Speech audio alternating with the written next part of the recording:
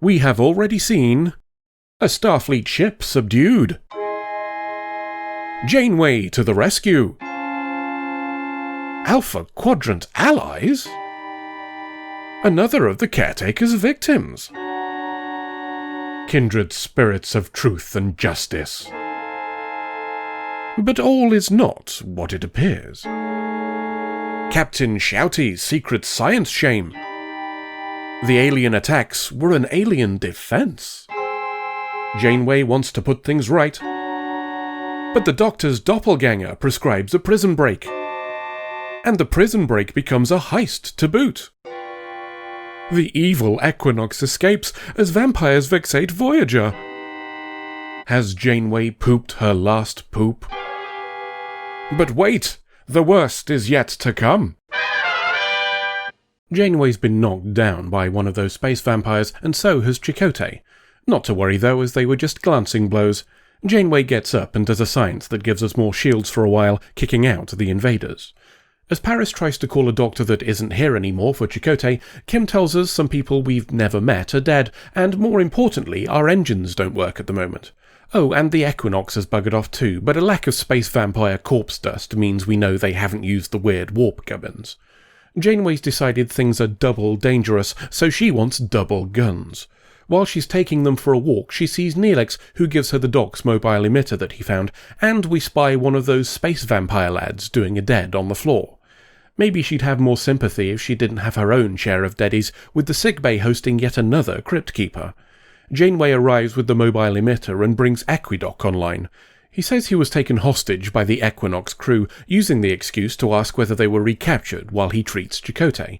If he's pleased they got away, he hides it well. Maybe he's trying to figure out how he's going to explain organising the prison break if those guards wake up.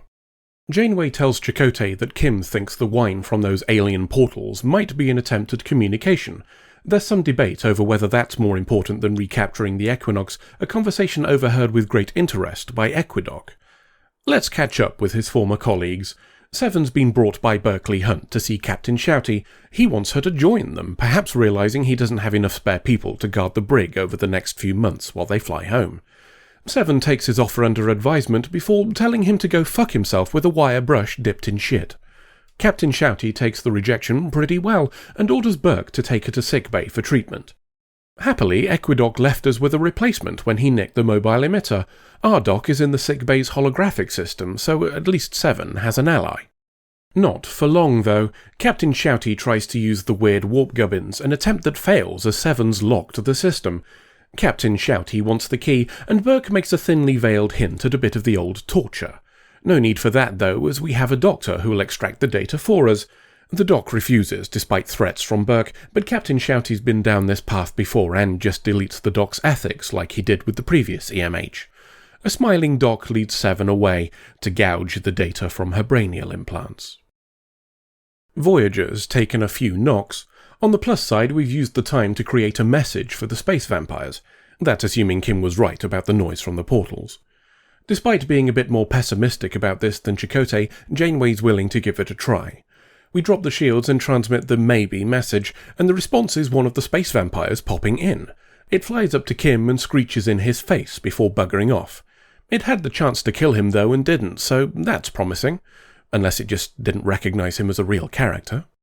What's less promising is the renewed attack when we put the shields back up.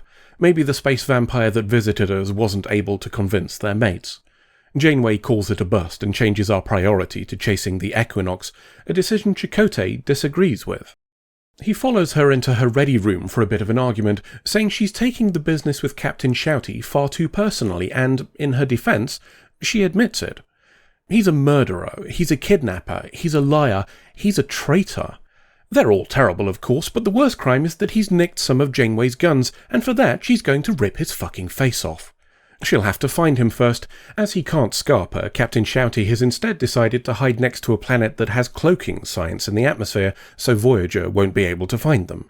Presumably they've also scattered their warp trail so it's not bloody obvious where they are. The guy Seven saved says the planet also has deuterium deposits to mine while they're making repairs, so he's taking an away team. Here's hoping it turns out differently to the last time we saw an away team search for deuterium, or Janeway will have twice as many dickheads to deal with. Speaking of dickheads, the removal of the Doc's ethical subroutines have turned him into the dictionary definition of a sociopath. Captain Shouty comes to check on progress, and learning that the Doc's way might irreparably damage Seven, appeals to her to surrender the key for their weird warp gubbins. Seven has little patience for his hypocrisy and tells him so. We'll be doing this the hard way. Janeway's been brushing up on the history of Captain Shouty, and, based on past actions, thinks he must be hunkered down somewhere as they've still not detected any of that space vampire dust that legging it would have caused. Chakotay wants to go talk to the Ankari, the people that introduced Captain Shouty to the space vampires, but he's overruled. She wants Chakotay to check for anywhere nearby that the Equinox could be hiding instead. It must have been pretty close. As the Equinox away team is faffing about, they're ambushed by some of our lads. A bit of twatting and pooping later, and we have some hostages of our own. But they're not the only members of the Equinox crew on Voyager, and Equinox gives Captain Shouty a call to let them know they've been rumbled. Pooping ensues, but despite knocking out the Equinox's weapons, Voyager can't finish the job. Some fancy flying forces us to break off pursuit or risk buggering our shields and letting the space vampires in. It's also arsed up our engines too, so we can't follow when they scarper. Still, it wasn't a completely wasted effort, as we have the Guy 7 saved back in Part 1. A request for information on Captain Shouty is declined, so Janeway says she's going to drop the shields and let space vampires fuck him up unless he changes his mind. Okay, that's murder, but it's not like she hasn't already got form on that count. What's one more? Once Chakotay realizes she's not bluffing, he objects and is again overruled. She thinks he'll break before it gets serious, an opinion Chakotay doesn't share. As a portal opens up, Chakotay returns and poops yellow at it before dragging the guy to safety. He's not going to talk about the Equinox, but maybe he'll be more forthcoming about the Ankari. We learn they have a ship close to us that we couldn't detect before as they use different warp stuff. The information we've been given lets us track it down for a chat, but before we do, there's the inevitable showdown between Janeway and Chakotay. Telling him to stay in his lane doesn't go quite the way she planned. He's not willing to break the rules in order to catch people who break the rules, and we instead end up with a first officer relieved of duty. Janeway's closing the gap on Captain Shouty in more ways than one. We've caught up to that Ankari ship and discover they're not interested in a chat. You can't really blame them. The last time they talked to humans, we started murdering their religious icons. Janeway orders them stopped with a tractor beam, something that Tuvok takes issue with before following orders. They're a bit more open to dialogue once they don't have a choice, though they do call us a bunch of bastards. Assuring them that we're not the same bastards as before might be more convincing if we weren't detaining them by force, but they're open to summoning some of those space vampires so we can try and sort this mess out. The space vampires are obviously a bit pissed at us too, but are willing to forgive and forget on one condition. We deliver the Equinox to them so they can murderize the shit out of it. Tuvok starts to explain to them why this isn't an option because of our laws, only to be cut off by Janeway, who says this is totes fine. Another objection by Tuvok brings a threat of being confined to his quarters. If we carry on at this rate, we're not going to have any bridge crew left. It's all getting to be a bit much for Captain Shouty. Burke started referring to the space vampire corpses as simply fuel, the Doc singing songs with an otherwise comatose Seven, and now he started hallucinating while using their shit version of the holodeck. It's supposed to transmit images of landscapes into the brain, but now it's got Seven in it trying to act as his conscience. She turns into one of the space vampires when he tries to fight it, causing him to rip the device off. No more recreation for you, Captain Bastard. And no more peace, either. Burke calls from the bridge to let him know that Janeway has tracked them down again. It's the final nudge he needed, and Captain Shouty decides he's done. On the bridge he explains to Burke that they're going to stop running and cooperate with Janeway. Burke eyes the chance for 2 more pips on his collar and tells Captain Shouty that he's being deposed. Ensign Nervous is ordered to take him to the brig, while newly promoted acting Captain Burke calls Voyager's sickbay on the sly. The Equinox isn't a match for Voyager in a fair fight, so he plans to cheat instead and asks Equinox for the settings of Voyager's shields. Captain Shouty arrives at his destination with Ensign Nervous to discover that we're not in the brig. She's had enough of all this shit too and wants to end it, so brought him to engineering instead. As they start fiddling with the teleporters, Voyager's caught up with them and farted out a couple of fireworks. They entirely kaboom the Equinox's left warp engine, which is going to make any further scarpering very difficult indeed. Scarpering may no longer be necessary, though. Equinox has got those shield settings and sends them over, meaning a firework from the Equinox goes straight through and into the hull. That's clearly not ideal, and Janeway decides we should make ourselves scarce. Acting Captain Burke's enjoying himself, though, and wants to do more kabooms. As bits of Voyager stop working, they get a call from Captain Shouty. He explains to Janeway that he wants to end this, but is no longer in command of the bridge. What he does have command of is the teleporter, and he says he can spit his former crew over to Voyager. Janeway chooses to believe him, which I think is a touch generous myself, but they're buggered if they don't solve this soon, so I guess they don't really have anything to lose. Acting Captain Burke detects what's happening and stops teleporters working on the bridge, so Captain Shouty teleports everybody else off the ship instead. The Doc is one of them, presumably transmitted rather than teleported. He also seems to have his morals back, or at least orders from Captain Shouty to behave. Equidoc tries to threaten him and is instead deleted. With Equidoc gone, Acting Captain Burke no longer has access to Voyager's shield data, which is going to make the fight somewhat harder. He won't have the time to worry about that anyway, as Captain Burke has disabled the space vampire trap throughout the ship, save for the bridge and engineering. He tells Acting Captain Burke that the only way out of this now is Voyager, and quickly, too, as those space vampires are proper fucking up the Equinox. Acting Captain Burke doesn't fancy a demotion, and instead tells the other people on the bridge that they have a shuttle they can use to scarper. I don't imagine the shield on that would last long against the space vampires, but it doesn't matter anyway, as they all do a dead before they get there. Newly reinstated Captain Shouty calls Voyager to tell Janeway that it's all gone tits up. As he flies the Equinox to a minimum safe kabooming distance, he makes Janeway promise that she'll get her people home. Given that his own obsession about getting home is what caused all of this bollocks, I'm not sure that promise was particularly well thought through, but she makes it anyway. Captain Shouty retreats to the knockoff holodeck coastline while his ship does a kaboom, with ever so slightly too many visual effects to be convincing. The Doc's treating Seven for the injuries she suffered on the Equinox. You know, all that torture what he done. He apologises for his actions, and Seven tells him that it's not his fault, though she does suggest installing some security in his program to prevent a recurrence. As to the members of the Equinox crew that got teleported over, Janeway is giving them a massive bollocking. They'll be closely supervised, and they've all been stripped of rank, meaning I'll have to alter the name of Ensign Nervous if she's ever seen again. Given Voyager's tendency to slam the big red reset button, I don't think I have to worry. Tangentially, I note that none of the people who survived were wearing a red shirt. I wonder if that was intentional. Chakotay's also been reinstated, and Janeway's somewhat apologetic for the whole pissing all over Starfleet principles to fulfill her personal vendetta thing. We leave them to make repairs and discuss the potential moral value of mutiny as we fly away. Well, this all gets a bit ethically complicated, doesn't it? On the surface, it's Janeway upholding the core tenets of Starfleet.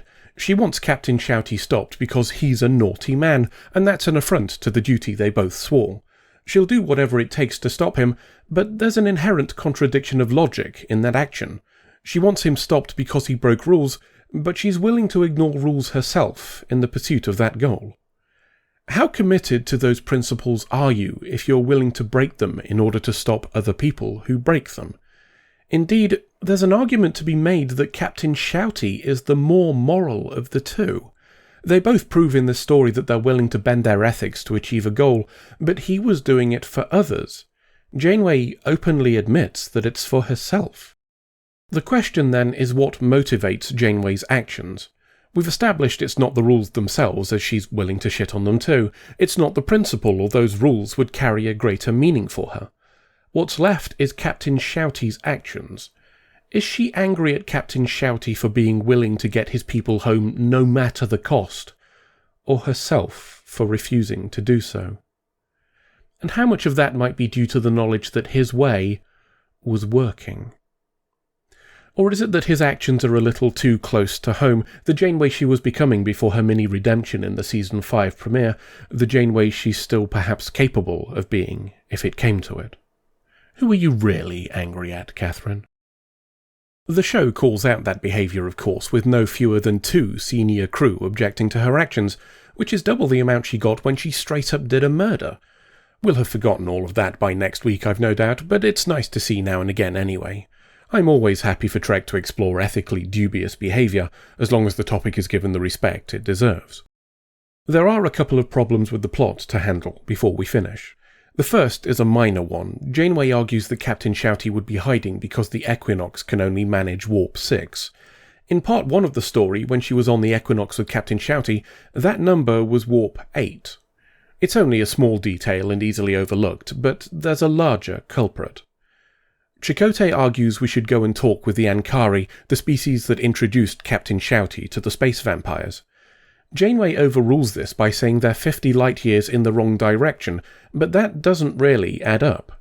Captain Shouty told us the initial space vampire boost carried them 10,000 light-years.